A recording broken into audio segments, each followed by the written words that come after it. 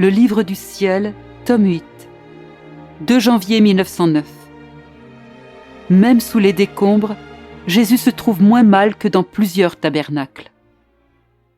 C'est avec grande répugnance et par obéissance que je vais continuer à parler de ce qui est arrivé à partir du 28 décembre concernant le tremblement de terre. Je réfléchissais sur le sort de tant de pauvres gens ensevelis vivants sous les décombres, et aussi à celui de Jésus Eucharistie également enseveli sous les décombres.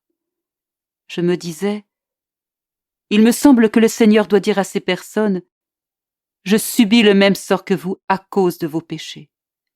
Je me tiens avec vous pour vous aider et vous donner la force. Je vous aime tellement qu'il suffit d'un dernier acte d'amour de votre part pour que vous soyez sauvés et pour que j'ignore tout le mal que vous avez fait dans le passé.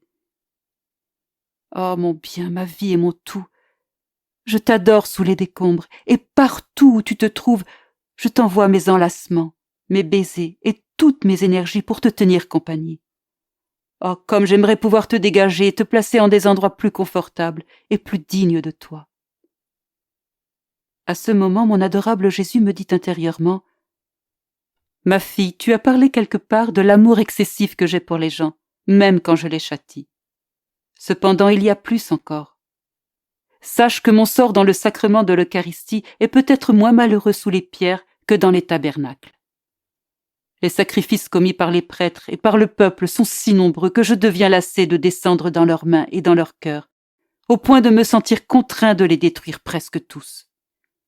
Et que dire des ambitions et des scandales de certains prêtres? Tout est ténèbres en eux. Ils ne sont plus la lumière qu'ils sont supposés être. Et quand ils ont cessé de communiquer ma lumière, le peuple tombe dans des excès et ma justice est forcée de les détruire. Souffrant beaucoup de la solitude à cause de son absence, et craignant que quelque violent tremblement de terre ne se produise ici même, j'étais si accablé que je me sentis mourir. Jésus vint comme une ombre, et il me dit compatissant, « Ma fille, ne te sens pas si oppressée. À cause de toi, j'épargnerai cette ville de dommages sérieux. Vois par toi-même si je ne dois pas continuer à punir.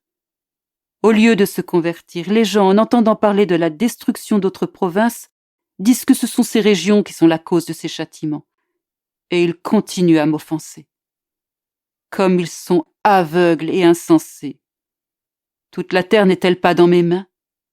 Ne puis-je pas ouvrir des abîmes dans leur région et les avaler eux aussi? Pour leur montrer cela, je causerai des tremblements de terre à d'autres endroits où il n'y en a ordinairement pas. » Pendant qu'il disait cela, il sembla tendre ses mains vers le centre de la terre, y prendre du feu et l'approcher de la surface de la terre.